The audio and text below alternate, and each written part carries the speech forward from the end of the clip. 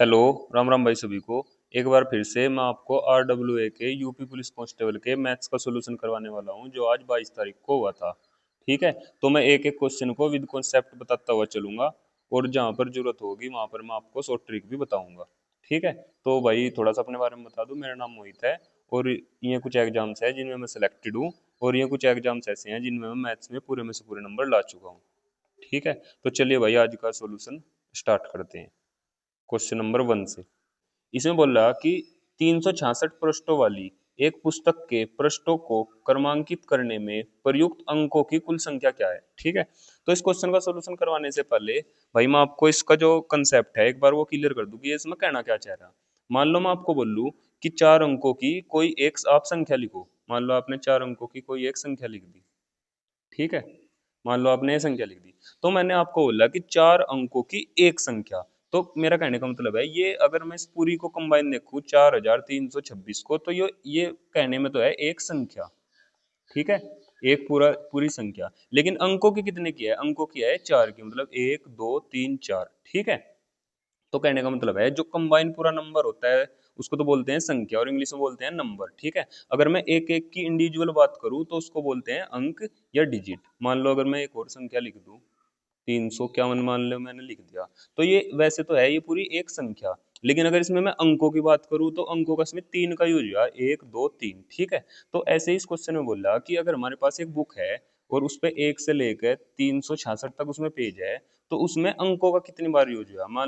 मान लेते हैं कि जैसे ये बुक होती है ऐसे, तो उसमें हमारे पेज नंबर लिखे रहते हैं कि पेज नंबर 1 पेज नंबर 2, तो ऐसे कर करके हमारे कितने अंकों का यूज हो रहा है। मान ले जब हम आएंगे पेज नंबर 10 पे, तो पेज नंबर 10 पर संख्या तो ये एक है, लेकिन अंकों का यूज हुआ कितने का? 2 का।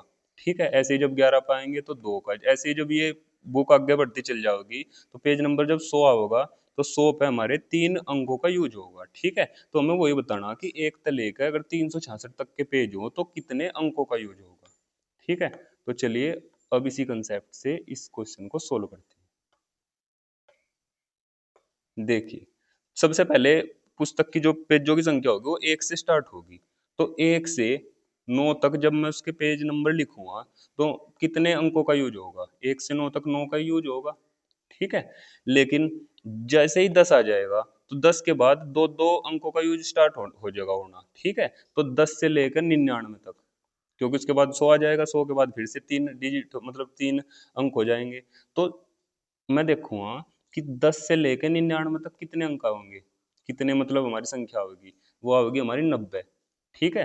क्योंकि 10 से लेकर 99 तक, मैं इस 99 में से 9 घटा लूंगा तो हमारे 10 से 99 तक 90 संख्या बचेगी। और 90 संख्या ऐसी होंगी जिनमें प्रत्येक में दो दो अंक आएंगे। ठीक है। जैसे 10 में भी 11, 11 में भी 2 आएंगे, 10 में भी 2 आएंगे, 12 में भी 2। ठीक है।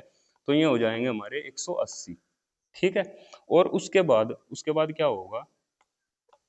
उसके बाद फिर 100 के बाद जैसे ही 100 आ जाएगा, 100 के बाद और 366 तक प्रत्येक संख्या में हमारे 3 3 अंक का यूज होगा। ठीक है। तो 100 से और 366 तक हमारे सीधे सीधे अगर हम देखेंगे 267 जो है संख्याएं आएंगी।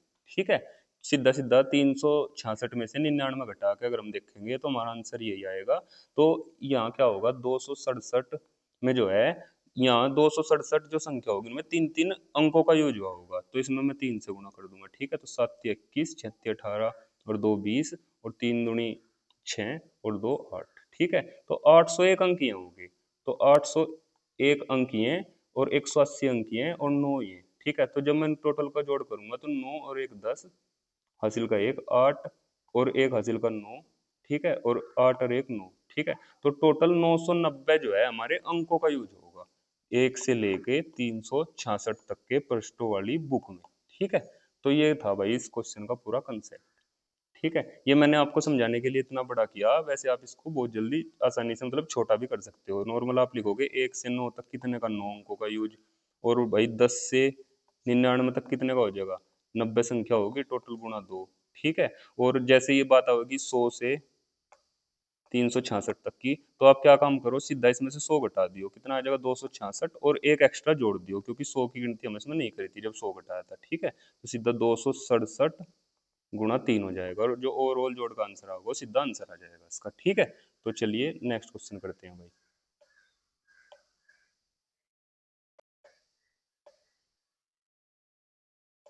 तो इस क्वेश्चन में क्या है भाई, कुछ नहीं करना, नॉर्मल गुणा भाग ही है। तो मैंने आपको बताया था सबसे पहले छोटा ब्रैकेट खोलना स्टार्ट करते हैं, और सबसे पहले अगर जो होती है सबसे पहले हम इसमें भाग करते हैं, फिर गुणा करते हैं, और फिर जोड़ करते हैं, और फिर घटा करते हैं। ठीक है, और सबसे पहले छोटे ब्रैकेट से हम स्टार्ट करते हैं, तो आप यहाँ से स्टार्ट करेंगे इसको सोल्व करना। ठीक है, और इस साइड को ये खुलता हुआ चल जाएगा, सबसे पहले छोटा, फिर मझला, और फिर बड़ा ब्रैकेट। तो आप इस क्वेश्चन को सोल्व करके इसका आंसर कमेंट में बताना। ठीक है, क्योंकि नॉर्मल गुणा भाग का क्वेश्चन है, कोई खास इसमें कंसेप्ट नहीं है, तो इसलिए आप इसको खुद सोल्व करना और इसका आंसर मुझे कमेंट में बताना। ठीक है, चलिए भाई नेक्स्ट क्वेश्चन की ओर चलते हैं।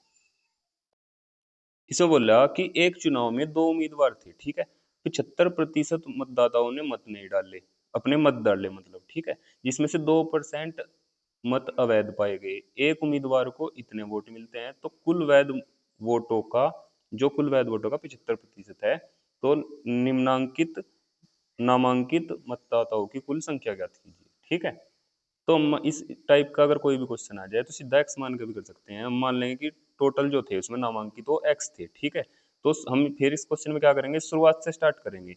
75% मतदाताओं ने अपने मत डाले। ठीक है, तो एक्स का जो है 75% ने अपना मत डाले। ठीक है, जिसमें से 2% अवैध पाए गए। इसका मतलब यह है जितनों ने मत डाले थे उसमें से 2% अवैध हो गए। ठीक है, तो इसका मतलब ये कितने बचे, ये बचे 98%, जो मतलब वैध बचे। ठीक है, एक उम्मीदवार को 9261 वोट मिलते हैं, जो कुल वैध वोटों का 75% है।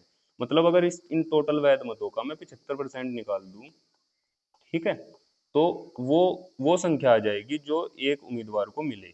इसने ये बोला कि कुल वैध वोटों का 75% एक उम्मीदवार को मिले, जो कितने हैं, 9261 है। ठीक है, तो नॉर्मल गुणा भाग करनी भाई, 25 या 75, 25 चौका 100, 25 या 75, 25 चौका 100। जैसे आप इसको सोल्व करोगे तो इसका आंसर बड़ी आसानी से कटने के बाद आपका आ जाएगा, वो आ जाएगा 16,800। ठीक है, तो ये इसका आंसर है भाई। चलिए नेक्स्ट क्वेश्चन पर चलते हैं। इसमें बोला कि एक वस्तु का मुद्रित मूल्य उसके क्रय मूल्य से 40% अधिक है, तो छूट की दर कितनी होनी चाहिए ताकि 12% का लाभ हो सके। ठीक है, तो इसमें बोला कि जो उसका मुद्रित मूल्य है उसके क्रय मूल्य से, मतलब अगर उसका सीपी 100 है, इसको सीधा 100 मान के कर देंगे, तो उसका एमपी जो है वो कितना है, उसका मुद्रित मूल्य है उसके क्रय मूल्य से 40% अधिक, मतलब 140 है। ठीक है, तो उसके बाद उसने पूछा कि छूट की दर कितनी होनी चाहिए ताकि 12% का लाभ हो सके। ठीक है, तो सबसे पहले हमें पता होता है कि लाभ जो होता है वो सीपी पर होता है, तो हमें प्रॉफिट कितना लेना, हमें प्रॉफिट लेना 12%, मतलब 112 रुपये जो है उसका एसपी होना चाहिए। ठीक है, मतलब अगर वह चीज हमारी 112 में बिक जाएगी तो हमें 12% का सीधा 100 पे लाभ हो जाएगा। ठीक है, तो अब उसने पूछा छूट की दर कितनी होनी चाहिए। छूट हमेशा दी जाती है एमआरपी पर। ठीक है, तो 14 पे हम 140 पे की जो चीज थी वो हमने 112 की बेची, इसका मतलब हमें कितने की छूट दी, हमें 28 की इसमें छूट दे दी। ठीक है, 28 की छूट हमें दी किस पे, 140 पे, क्योंकि छूट हमेशा एमआरपी पे दी जाती है, और प्रॉफिट और लॉस हमेशा सीपी पे होता है, प्रॉफिट लॉस। ठीक है, तो भाई जैसे इसको सोल्व करेंगे तो सीधा इसका आंसर आ जाएगा। ठीक है, कितना, 14 दूनी 28, तो नॉर्मल 20% की जो है इसका आंसर आ जाएगा, 20% की छूट दर हमारी होनी चाहिए। ठीक है, चलिए नेक्स्ट क्वेश्चन पर चलते हैं। इसमें इसने बोला एक राशि को 3 वर्षों के लिए एक निश्चित साधारण ब्याज दर पर रखा गया, इसे 2% अधिक पर रखा गया होता तो 420 रुपये अधिक होते, तो राशि ज्ञात कीजिए। ठीक है, तो इसमें कहने का मतलब यह है कि अगर हमारी रेट 2% अधिक होती तो हमें 420 रुपये अधिक प्राप्त होते। इसका मतलब यह है कि जो ये 2% की रेट है, अगर ये 3 साल तक लगती तो हमारे 420 रुपये अधिक आते। मतलब कहने का मतलब यह है, अगर इन दोनों की मैं मल्टीप्लाई करूं, मतलब 2% 1 साल की होती, 3 साल की होती 6%, मतलब ये 420 जो है ये हमारे 6% की वैल्यू होती। ठीक है, और अगर मैं इसमें गुणा 100 की कर दूं तो हमारा 100% पता चल जाएगा कि हमें वह वैल्यू रियल में थी कितनी जिस पर हम ब्याज लगा रहे थे। तो 6 7 42 जीरो और 2 जीरो, ये तो 7022 का आंसर हो जाएगा। ठीक है, चलिए नेक्स्ट क्वेश्चन पर चलते हैं। इसने बोला एक किराने वाले को 48 प्रति किलो और 28 प्रति किलो की दर से चीनी को किस अनुपात में मिलाना चाहिए ताकि वह 40 रुपए प्रति किलो का मिश्रण बना सके। ठीक है, तो ये मिक्सचर एलिगेशन का क्वेश्चन है भाई। जब भी ऐसी बात आ जाए कि दो चीज मिला के और एक तीसरी चीज मिलाई, मतलब दो चीज मिला के एक तीसरी चीज बनाई जा रही, तो आप उसमें मिक्सचर एलिगेशन ही लगाया करें। ठीक है, इसका लगाने का एक तरीका और होता है, दो संख्या यहाँ लिखी जाती है, एक बीच में लिखी जाती है, और ये बीच वाली संख्या एक से तो बड़ी होती है और एक से छोटी होती है। ठीक है, तो ऐसे ही यहाँ हमें देखने को मिल रहा कि हमारे पास दो प्रकार की चिन्नी है, एक फर्स्ट और एक सेकंड। ठीक है, तो उस पहली का रेट कितना है 48 रुपए प्रति किलो और दूसरी का है 28। ठीक है, और उसने दोनों को मिलाना जिससे कि वो 40 रुपए प्रति किलो हो जाए। ठीक है, तो 40, तो उसने बोला कि किस रेशो में मिलाया जाए। तो इसको जब हम सोल्व करेंगे सीधा इसका रेशो ही आ जाएगा। यहाँ इसमें से ये घट के यह होगा 8 और यहाँ आ जाएगा 12। ठीक है, तो 4 तिया 12 और 4 दूनी 8, तो 3:2 में अगर हम उनको मिला दें इन दोनों को, तो हमारा जो रेट है वो ये हो जाएगा 40 का। ठीक है, चलिए नेक्स्ट क्वेश्चन पर चलते हैं। इसमें बोला 36 किलोमीटर प्रति घंटा की चाल से चलती हुई 100 मीटर लंबी एक ट्रेन एक पुल को पार करने में 25 सेकंड लेती है, तो पुल की लंबाई ज्ञात कीजिए। ठीक है, तो मान लो भाई ये पुल है और जो ट्रेन आएगी पीछे से, तो ट्रेन में क्या होता है कि जब वो इसको क्रॉस करेगी, मान ले यहाँ से ट्रेन स्टार्ट हुई और यहाँ पे ट्रेन इसको पूरा क्रॉस कर गई, तो क्या होता है कि ट्रेन जब इसको क्रॉस करेगी तो वो अपनी खुद की और पुल की दोनों की जो है मतलब डिस्टेंस कवर करेगी। ठीक है, तो इसमें क्या होगा कि 36 किलोमीटर प्रति घंटा की स्पीड से और इतनी देर में जितनी वो दूरी तय करेगी वो इन दोनों की दूरी होगी। ठीक है, तो दूरी बराबर होती है चाल गुणा में समय। ठीक है, और हमारे पास यहाँ पर ये तो है सेकंड में और यहाँ किलोमीटर प्रति घंटा में, तो हम पहले इसको मीटर प्रति सेकंड में बनाएंगे।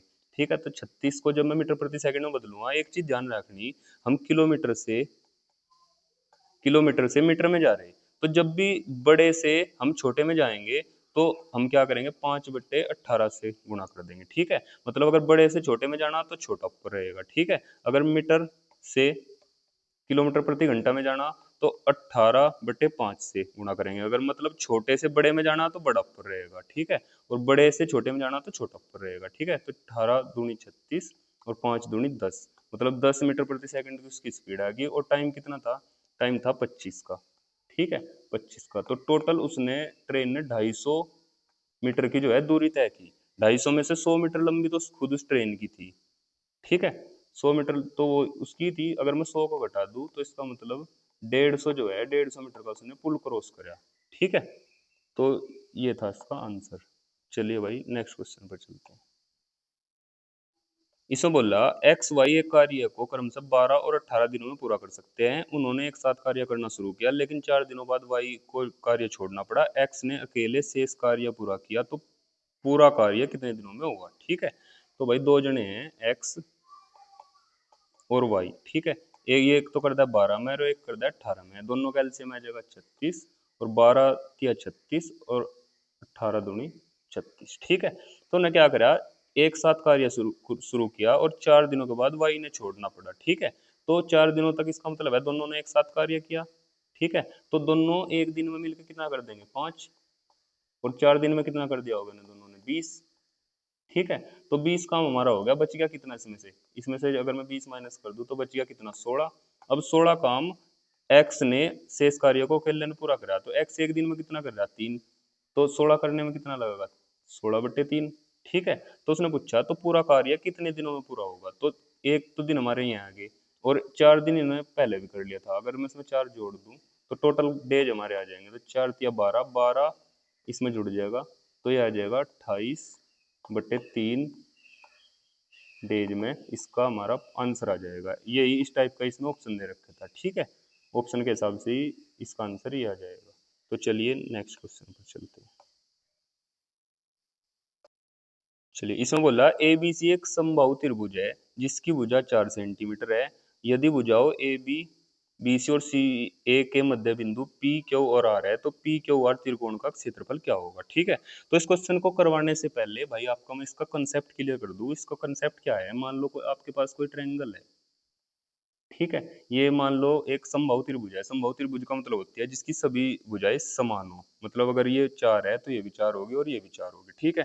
तो अगर मैं इसकी सभी भुजाओं के मध्य बिंदु, मान लो ये भी इसका मध्य बिंदु, ये मध्य बिंदु और ये मध्य बिंदु, अगर मैं इनको मिला दूं, ठीक है, तो जो ये त्रिभुज बनेगा, ठीक है, तो इसकी क्या प्रॉपर्टी होगी, एक तो ये क्या होगा कि ये त्रिभुज जैसा ये त्रिभुज है, मतलब अगर ये समबाहु त्रिभुज है तो ये अंदर बनने वाला भी त्रिभुज भी एक तो समबाहु होगा, ठीक है। दूसरी कंडीशन क्या होगी कि ये त्रिभुज इस बड़े त्रिभुज के, जो बड़े वाला त्रिभुज है उसके एरिया के चौथा हिस्सा होगा, मतलब उसके, अगर ये टोटल, अगर पूरा बड़ा त्रिभुज अगर ये 16 का है, तो मैं इसको 4 से भाग दे दूं, तो मतलब ये 4 का होगा छोटे वाला।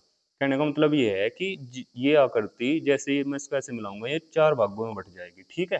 तो आपको मैंने दो प्रॉपर्टी बताई कि बनने वाला त्रिभुज ऐसा ही त्रिभुज होगा जैसा बड़े वाला त्रिभुज था, और बनने वाला छोटा त्रिभुज बड़े त्रिभुज का चौथा हिस्सा होगा उसके एरिया का, ठीक है। और ये हर त्रिभुज में मतलब अप्लाई होगा। मान लो अगर मैं ये लिख दूं समकोण त्रिभुज है ये, और इसकी मैं मध्य बिंदु को मिला दूं ऐसे करके, तो सबसे पहली जो मैंने कंडीशन बनाई, एक बताइए आपको, एक तो ये जो अंदर त्रिभुज बनेगा ये भी समकोण बनेगा, ठीक है। दूसरी बात, ये इस पूरे बड़े त्रिभुज के चौथे हिस्से के बराबर होगा इसके एरिया के, मतलब ये जो फिगर हमारी बनी ये 1 2 3 4 एरियो में बट जाएगी सेम, मतलब जितना एरिया इसका इतना इसका इतना इसका और इतना इसका, ठीक है। तो चलिए भाई अब इस क्वेश्चन को सोल्व करते हैं, ठीक है। इसमें बोला है एक समबाहु त्रिभुज है, ठीक है, ए बी सी,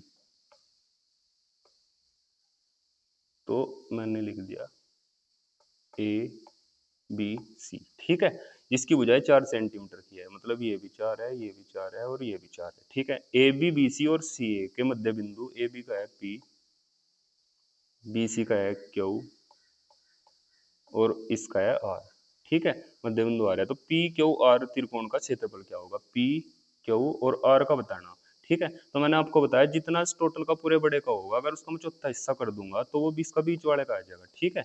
तो समबाहु त्रिभुज के एरिया का फॉर्मूला होता है भाई √3/4 ए स्क्वायर। ए स्क्वायर मतलब जितनी उसकी भुजा है उसका स्क्वायर, मतलब भुजा का स्क्वायर, ठीक है। तो √3/4 गुणा में भुजा, भुजा कितनी थी भाई इसकी 4 थी, तो 4 का स्क्वायर, ठीक है। तो इस 4 से ये 4 कट जाएगा, ठीक है।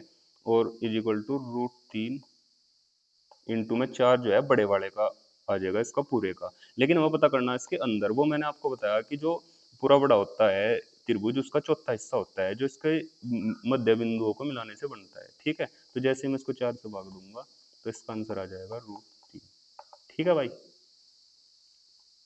एक चीज और आपको बताऊं, जिन भी भाइयों को इस टाइप के क्वेश्चन को लेकर दिक्कत आ रही, मतलब एडवांस मैथ के 2D 3D में, तो इसके लिए मैं जल्दी 1 2 दिन में एक सीरीज स्टार्ट करने वाला हूं। तो अगर आपको लगता है कि मतलब इस टाइप के क्वेश्चन में आपको प्रॉब्लम आती है, तो आप चैनल को जरूर सब्सक्राइब कर ले, जिससे कि जैसे ही मैं वीडियो डालूँ तो आपको मतलब उसकी नोटिफिकेशन मिल जाए। और भाई मैं इसको इतने बेसिक से करवाऊंगा कि जिस भाई को आज तक भी मतलब डर लगता था ना एडवांस मैथ से, उस वो आराम से ये क्वेश्चन कर लेगा, ठीक है। चलिए नेक्स्ट क्वेश्चन पर चलते हैं भाई। इसमें इसने बोला कि भूटान का चावल उत्पादन पहली बार किस वर्ष में कम हुआ, ठीक है। तो इसमें क्या है कि भाई, एक सेकंड, इसमें बोला कि इसमें चावल का उत्पादन दे रखा है इसने, तो उसने बोला भूटान का चावल उत्पादन पहली बार किस वर्ष में कम हुआ, ठीक है। तो ये भूटान है भाई। इसमें देखना पिछले वर्ष की तुलना में पहली बार कब कम हुआ, तो भाई यहाँ तो 14.5 था, यहाँ 16.3 हुआ, इसका मतलब यहाँ तो बढ़ ही रहा। यहाँ 16.3 से 16.2 हुआ, तो इसका मतलब पहली बार ये है कि पहली बार 2016 में कम हुआ। तो इसका आंसर सीधा 2016 ही था ऑप्शन में, ठीक है। चलिए नेक्स्ट क्वेश्चन पे चलते हैं।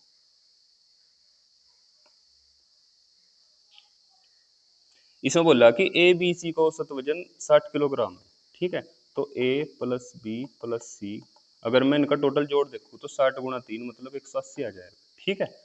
इतना आपको पता होगा कि सीधा इसमें अगर ये 3 है तो 3 से गुणा करते इनका टोटल जोड़ आ जाता है, ठीक है। उसने कहा ए प्लस बी का औसत वजन 30 किलोग्राम है, मतलब ए प्लस बी की वैल्यू दे दी इनने, इनका औसत 30 है, तो अगर दो जने हैं, अगर मैं 2 से गुणा कर दूँ तो इनका जोड़ आ जाएगा 60, ठीक है। और बी और सी का औसत वजन 70 है, मतलब अगर मैं बी प्लस सी लिखूँ तो 70, दो जने थे, 2 का गुणा मतलब 140 आ जाएगा बी प्लस सी का जोड़। अब अगर मैं इनको जोड़ूँ तो A plus B plus B और plus C is equal to कितना आ जाएगा 200। ठीक है, तो उसने पूछा बी का वजन क्या है, बी का वजन क्या है, तो मुझे ए प्लस बी प्लस सी की वैल्यू पता है मुझे, तो वह कितनी है 180। ठीक है, 180 इज इक्वल टू 200 और प्लस में एक बी जो है ये बच रहा था, तो बी की वैल्यू जब ये इधर जाकर घटेगा 200 में से तो सीधी सीधी हमारी कितनी आ जाएगी 20 आ जाएगी। ठीक है भाई, तो चलिए नेक्स्ट क्वेश्चन पे चलते हैं।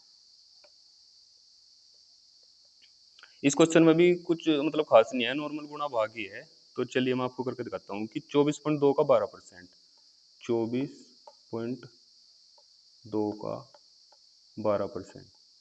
ठीक है, वो कितना आ जाएगा 12 दूनी 24 का 4 का हासिल 2, 12 चौक 48, 2 50, 5, 12 दूनी 24 और 5 29। ठीक है, तो एक पॉइंट हमारे पास पहले ही था और 2 पॉइंट इसकी वजह से लगेंगे तो पॉइंट आ जाएगा यहाँ पे। ठीक है, अब दूसरी कंडीशन क्या बोली, 14.2 के 10% से, मतलब 14.2 के 10% से कितना अधिक है, तो एक पॉइंट तो ये था, एक इस जीरो की वजह से पॉइंट इधर आ जाएगा, तो मतलब 1.420। ठीक है, तो इससे कितना अधिक है, तो बस इनका दोनों का गैप लेना हमें, 4 8 इधर दाई ले लेते हैं, यहाँ बच गया 8 8 मतलब 4 गए 4 और यहाँ बच गया 1, तो इसका आ जाएगा 1.484, इसका आंसर आ जाएगा। ठीक है, पहले वाला इसका आंसर आ जाएगा। ठीक है, तो चलिए भाई नेक्स्ट क्वेश्चन पर चलते हैं। तो इसमें बोल रहा कि भाई 110 संतरे बेचने के बाद एक दुकानदार दावा करता है कि 22 संतरे के विक्रय मूल्य के बराबर वह 22 संतरे के विक्रय मूल्य के बराबर लाभ कमाता है, तो दुकानदार का लाभ प्रतिशत ज्ञात कीजिए। तो बहुत अच्छा कंसेप्ट यूज हो रहा है भाई इस क्वेश्चन में। इसमें एक इक्वेशन बनानी, अगर आप वह इक्वेशन बनाने सीख गए तो आप मतलब बहुत आसानी से इस क्वेश्चन को कर सकते हो। ठीक है, तो इक्वेशन बनानी मैं आपको सिखा रहा, आप क्वेश्चन ध्यान से देखना। उसने कहा 110 संतरे बेचने के बाद एक दुकानदार दावा करता है कि उसको 22 संतरे के विक्रय मूल्य के बराबर लाभ होता है। ठीक है, तो दुकानदार का लाभ प्रतिशत ज्ञात कीजिए। तो सबसे पहले तो हमें देखना कि उसको लाभ हो रहा है। ठीक है, तो भाई लाभ कब होता है, जब हम जितने की चीज अगर हम लाए थे, जितने की अगर हम बेची, उसमें से हमें उसका सीपी घटा दिया। मतलब अगर हम 10 की चीज कोई लाए थे और हमें 14 की बेच दी, तो हमें कैसे पता चला कि हमें कितने का लाभ हुआ, दोनों को घटा के, मतलब अगर 14 में से 10 घटा के हमारे 4 बचे तो हमें 4 का लाभ हुआ। ठीक है, तो लाभ हमेशा होता है, अगर हमें लाभ हो रहा तो लाभ हमेशा होगा जब हम सीपी में मतलब एसपी में से उसका सीपी घटा देंगे। ठीक है, ठीक है, कितनी वस्तु को 110 संतरे बेचने के बाद। ठीक है, तो मतलब इसके पहले आप 110 लगा दो। ठीक है, ये लगा दिया 110। ठीक है, तो यह एक इक्वेशन तो बचेगी, वो किसके बराबर है, वो है 22 संतरों के विक्रय मूल्य के बराबर। यह कंडीशन जो है 22 संतरों के एसपी के बराबर है। ठीक है, तो अगर आपने यह इक्वेशन बनानी सीख ली तो इसके बाद इस क्वेश्चन में कुछ नहीं बचने का। ठीक है, तो नॉर्मल इसको सोल्व करेंगे, ये इधर जाकर इसमें से माइनस हो जाएगा, ये बचेगा 88 S P is equal to, ये इधर चल जाओगा 110 सी पी। ठीक है, और 11 से कट जाएगा, 11 88 और 10 बार, और ये आ जाएगा 8 S P is equal to 10 C P. ठीक है, तो जब इसको मैं सोल्व करूँगा, 4 2 से 2 चौके 8 और 2 पंजे 10, S P upon C P is equal to 5/4। ठीक है, तो मतलब 5 की चीज हम लाए थे और 4 की बेची, तो कितने का प्रॉफिट हुआ, 1 पे। किस पे, सीपी पे, क्योंकि हमेशा सीपी पे ही प्रॉफिट या लॉस निकलता है। तो गुणा 100, तो जब इसको सोल्व करूंगा इसका आंसर आ जाएगा 25%। ठीक है, तो आगे ये सोल्व करना कोई बड़ी बात नहीं थी, मेन था ये इक्वेशन बनानी। ठीक है, ये इक्वेशन अगर आप बनानी सीख गए तो आप मतलब आसानी से इस क्वेश्चन को कर लोगे। इसमें मेन चीज थी, उसको लाभ हुआ था तो एसपी में से सीपी घटाना। ठीक है, तो ये इस क्वेश्चन का भाई कंसेप्ट था।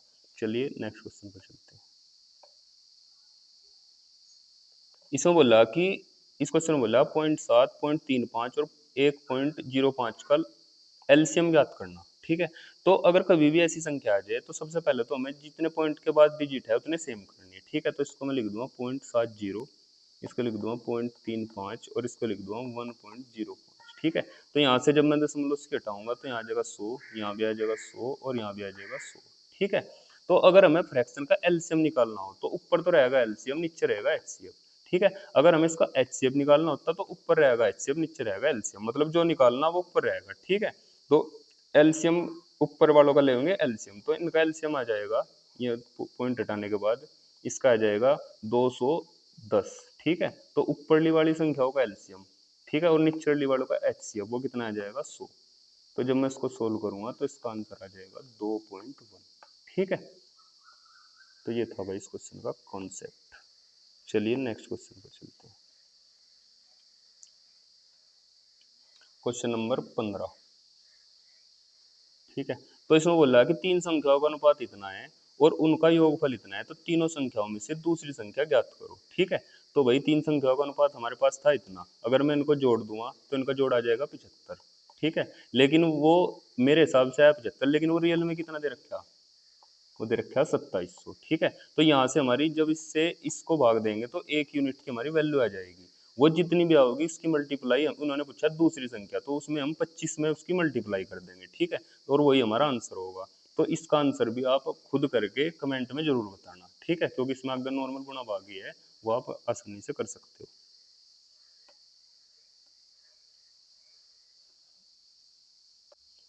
तो इस क्वेश्चन में बोला कि संजय और श्याम ने एक व्यवसाय में निवेश किया, निवेश किया और लाभ प्राप्त किया, इतने इतने के अनुपात में विभाजित किया। तो यदि संजय ने 2000 रुपये का निवेश किया तो श्याम द्वारा निवेश की गई राशि, तो भाई जो पार्टनरशिप क्वेश्चन होते हैं उसमें प्रॉफिट जो होता है वो उनकी मतलब जो कैपिटल होती है, जो पूंजी और गुणा में टाइम, इसके रेशो में बढ़ता है। ठीक है, तो यहाँ से हमें एक चीज नोट करिए कि यहाँ टाइम इक्वल है। तो अगर मैं इन दोनों का रेशो लिखूं, पहले ने अगर C1 रुपये लगाए हो, दूसरे ने C2 लगाए हो और गुना टाइम सेम है, तो ये कट जाएगा। ठीक है, जो उनके प्रॉफिट का रेशो है। तो इसका मतलब ये है जो उनका प्रॉफिट है वो उनके जो कैपिटल जो उन्होंने पूंजी लगाई थी उसी रेशो में बटेगा। ठीक है, मतलब 2:3 में उनका जो है लाभ है, यू 2:3 उनके पूंजी का ही रेशो है। ठीक है, तो एक की वैल्यू तो उन्हें दे रखी है कि संजय ने कितने लगाए थे, 2000, मतलब 20,000। ठीक है, तो यहाँ से 1 यूनिट की वैल्यू 1000 आ जाएगी, और 1000 की गुणा जब मतलब यहाँ से 1 यूनिट की वैल्यू आ जाएगी 10,000, और 10,000 की गुणा जब हम इसमें करेंगे तो आंसर आ जाएगा 30,000। ठीक है, चलिए नेक्स्ट क्वेश्चन पर चलते हैं।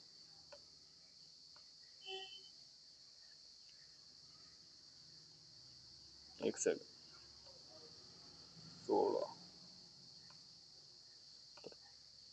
18, 17।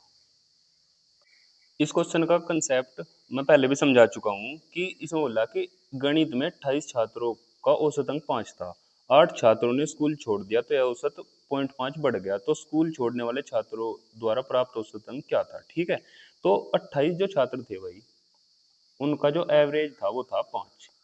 ठीक है, और 8 जनों ने स्कूल छोड़ दिया, मतलब 20 तो एक ही थे, और 20 में से 8 जो है स्कूल छोड़ के चले गए। ठीक है, तो यहाँ पर मैंने आपको पहले भी इसका कंसेप्ट बताया था, अगर ये छोड़ने वालों का एवरेज हमारा 5 ही होता तो एवरेज पे कोई फर्क नहीं पड़ता।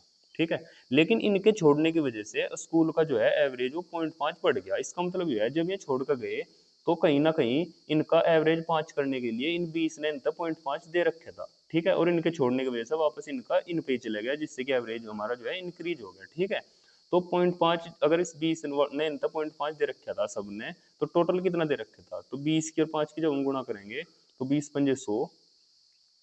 ठीक है, तो 20×5 = 100 मतलब 10। 10 जो है वो इन्हें मतलब 8 जनों में बट रहा था, तो अगर हम एक तो देखा कितना बट रहा था, तो दो मतलब 4, 2 से मैं कटूंगा, 2×5 = 10 और 2×4 = 8।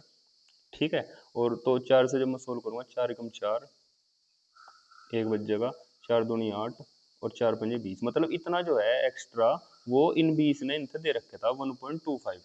ठीक है, तो अब क्या होगा कि ये एक्स्ट्रा अगर मैं इसमें से घटा दूं 5 में से, तो इनका रियल आ जाएगा, तो मैं इसमें से जब इसको हटाऊंगा तो ये घटाने के बाद आ जाएगा 3.75, ये इसका आंसर आ जाएगा। ठीक है, चलिए नेक्स्ट क्वेश्चन पर चलते हैं।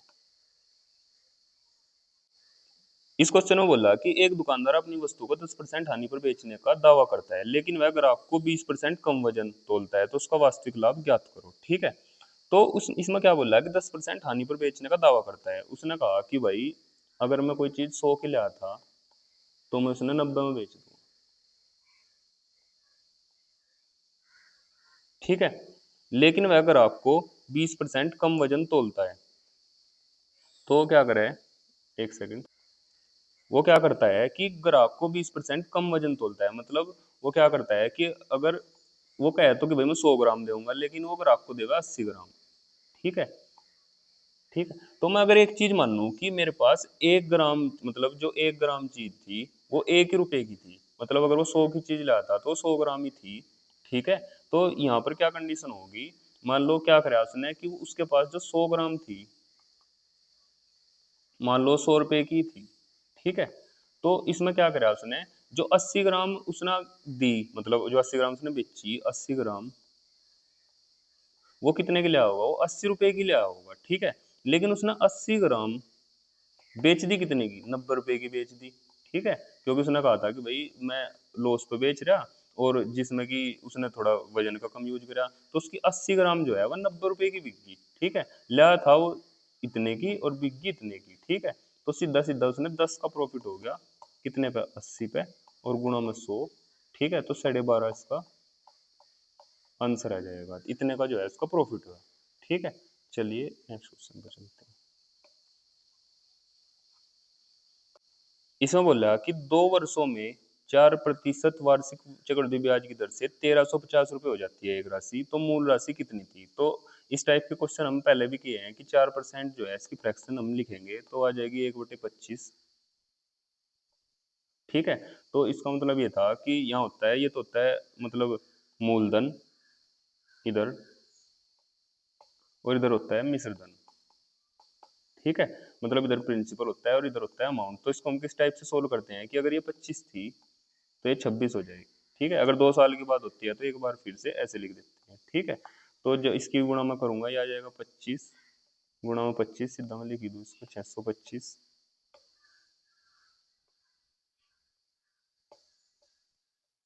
और ये हो जाएगा 26 गुणा में 26।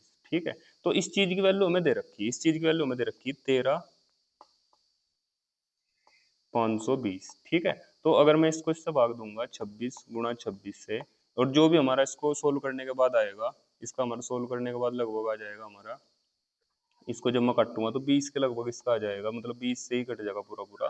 तो जो 1 यूनिट की वैल्यू आएगी, अगर मैं उसकी 625 से गुणा कर दूंगा तो इसका सीधा आंसर आ जाएगा, गुणा में 20 करके 1200।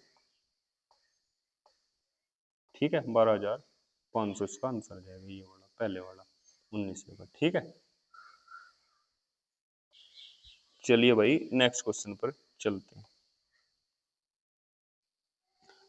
इसमें बोला कि दो कारों की गति का अनुपात इतना है, यदि पहली कार 10 घंटों में 500 किलोमीटर की दूरी तय करती है तो दूसरी कार की गति क्या है। ठीक है, तो दो कारों की हमें गति का अनुपात ये दे दिया। ठीक है, तो गति निकालने के मतलब चाल का फॉर्मूला होता है, चाल इज इक्वल टू दूरी और अपोन में समय। तो जब मैं इस 500 को इस 10 से भाग दूंगा तो ये 50 आ जाएगा। ठीक है, तो दो कारों की गति का अनुपात ये था, तो एक की वैल्यू हमारे पास आ गई 50, तो इसका मतलब 5 गुना, तो दूसरे की में जब मैं 5 से गुना करूंगा तो सीधा इसका आंसर आ जाएगा 55। ठीक है, तो चलिए, तो इस क्वेश्चन में क्या दिया है कि भाई एक दिवसीय अंतर्राष्ट्रीय ओडीआई टेस्ट मैच में विभिन्न देशों के खिलाफ एक बल्लेबाज द्वारा बनाए गए रनों को दर्शाता है। ठीक है, ओडीआई और टेस्ट मैच में बल्लेबाज द्वारा बनाए गए रन क्रम से इतने हैं, मतलब ओडीआई और टेस्ट मैच में कितने हैं, 9,000 और 7500। ठीक है, तो उसने बोला ओडीआई में पाकिस्तान के खिलाफ बनाए गए रनों का, ओडीआई में पाकिस्तान के खिलाफ मतलब इस जो कितना है 22%। ठीक है, और रनों का टेस्ट मैच में श्रीलंका के खिलाफ, मतलब टेस्ट मैच में जो श्रीलंका के खिलाफ है उसका, इनका तो 5 बार और 15 की 90। ठीक है, तो 6 दूनी 12, 6 दूनी 12 एक 13, और 5 तिया 15, और 5 दूनी 10 और एक 11। ठीक है, ये इसका आंसर आ जाएगा। ठीक है, चलिए नेक्स्ट क्वेश्चन पर चलते हैं। तो इस वाले क्वेश्चन में क्या बोला कि 19, 28 और 91 में से x घटाने पर प्राप्त संख्या समानुपात में है, तो x का मान ज्ञात करना। ठीक है, तो इसका कहने का मतलब यह है कि अगर मैं इनको ऐसे लिख दूं 19/28 और 55/91। ठीक है, तो मैं इनमें से क्या ऐसी एक संख्या घटाऊं जो उनका रेशो, मतलब इसका इसका जो अनुपात आएगा वो ही इसका और इसका अनुपात होगा। ठीक है, तो वैसे तो इसका फॉर्मूला भी होता है, लेकिन मैं आपको सीधा ऑप्शन से बता दूं, ये आसानी से हो जाएगा कि अगर मैं इनमें सब में से 8 घटा दूं, इसमें से भी 8 घटाऊं, इसमें से भी, इसमें से भी, इसमें से, पहले ऑप्शन से ट्राई करते हैं। तो यहाँ पर आ जाएगा हमारा 11, और यहाँ पर आ जाएगा 20, और यहाँ पर आ जाएगा हमारा 47, और यहाँ पर आ जाएगा हमारा कितना, यहाँ पर आ जाएगा 83। ठीक है, तो जब मैं इनका रेशो देखूंगा तो हमारा रेशो जो है बराबर नहीं आया, तो इसका मतलब हम ये वाला ऑप्शन तो है नहीं, हम नेक्स्ट ऑप्शन ट्राई करते हैं। ठीक है, तो नेक्स्ट ऑप्शन से क्या होगा,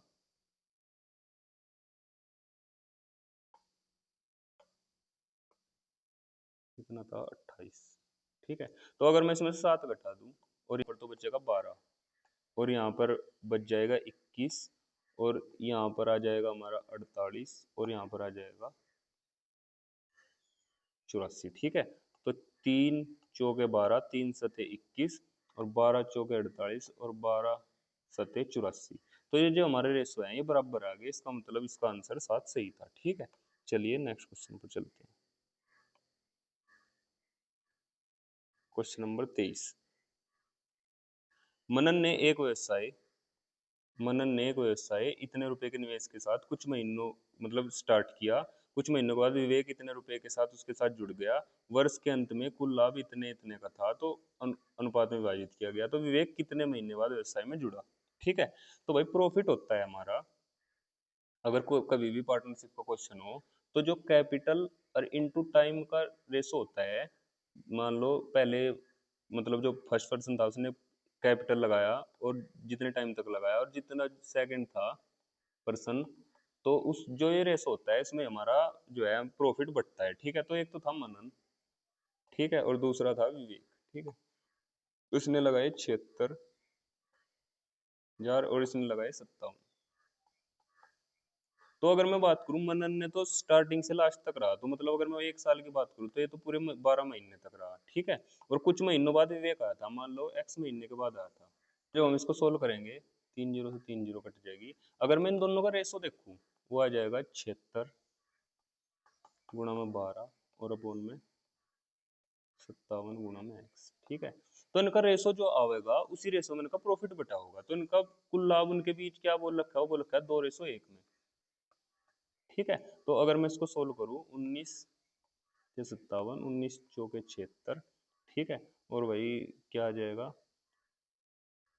ये आ जाएगा 3 से कटने के बाद 3 चौके 12 और 2 दूनी 4, 4 दूनी 8, मतलब x की वैल्यू आ जाएगी 8। मतलब 8 महीने तक उसने उस मतलब जो ये था व्यवसाय वो 8 महीने तक रहा। 8 महीने का मतलब है कि वो अगर टोटल में 12 महीने की बात करूँ तो लास्ट के 8 महीने रहा, इसका मतलब वो 4 महीने के बाद इसमें आया था। ठीक है, वो इसमें पूछ रखा है कि कितने महीने के बाद व्यवसाय से जुड़ा, तो इसका आंसर आ जाएगा मतलब वो 8 महीने तक रहा पूरे साल में, इसका मतलब वो स्टार्टिंग के 4 महीने के बाद जुड़ा होगा। ठीक है, चलिए नेक्स्ट क्वेश्चन पे चलते हैं।